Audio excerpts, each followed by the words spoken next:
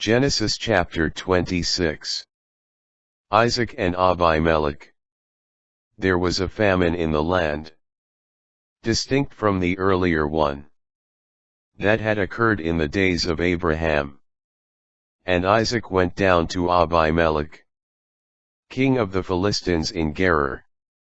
The Lord appeared to him and said, "Do not go down to Egypt, but camp in this land wherever I tell you. Sojourn in this land, and I will be with you and bless you. For to you and your descendants I will give all these lands, in fulfillment of the oath that I swore to your father Abraham. I will make your descendants as numerous as the stars in the sky, and I will give them all these lands, and in your descendants all the nations of the earth will find blessing. This because Abraham obeyed me, keeping my mandate, my commandments, my ordinances, and my instructions."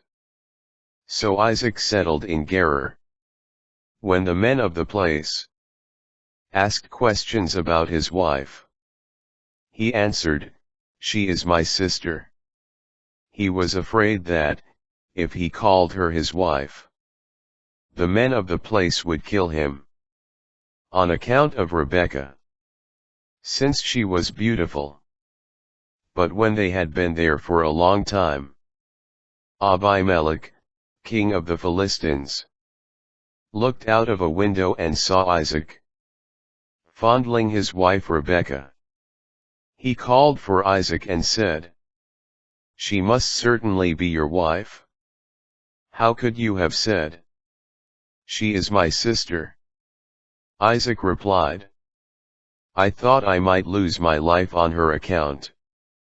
"How could you have done this to us?"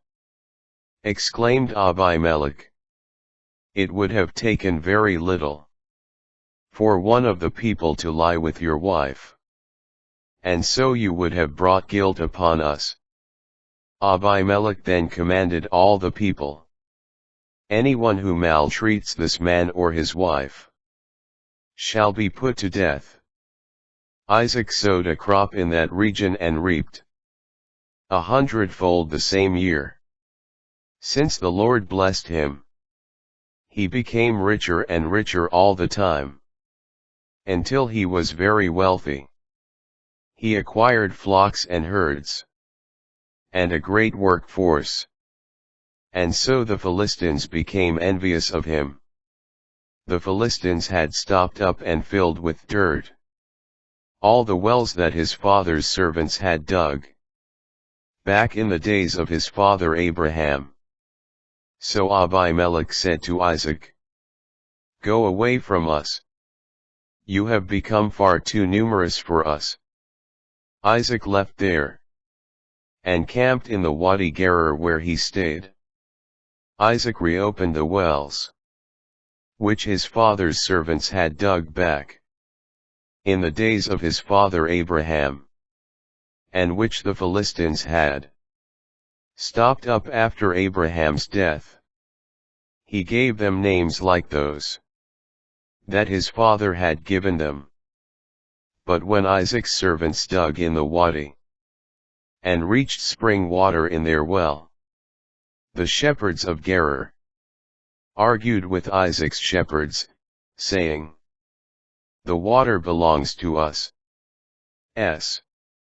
Oh, he named the well Ezek, because they had quarreled there.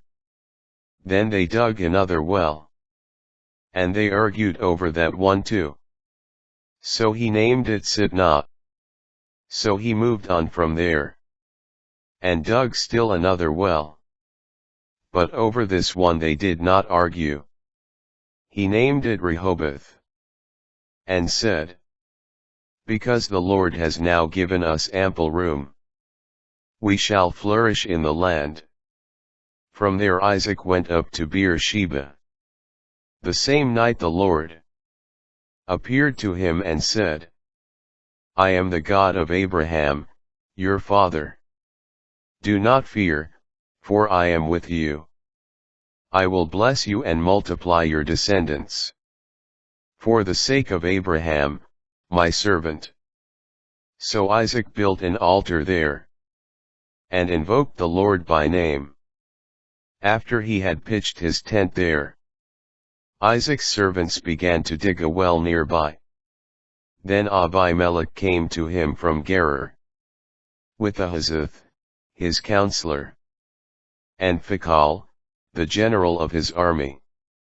Isaac asked them, "Why have you come to me? Since you hate me and have driven me away from you." They answered, "We clearly see that the Lord has been with you.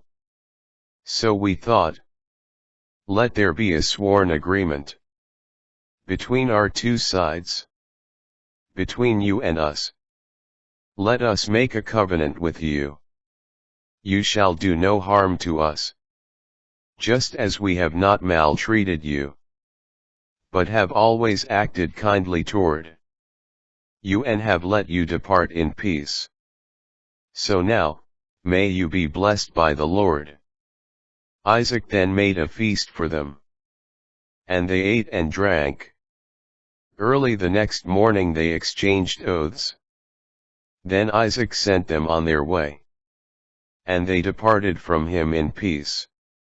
That same day Isaac's servants came, and informed him about the well they had been digging. They told him, "We have reached water." He called it Shiva.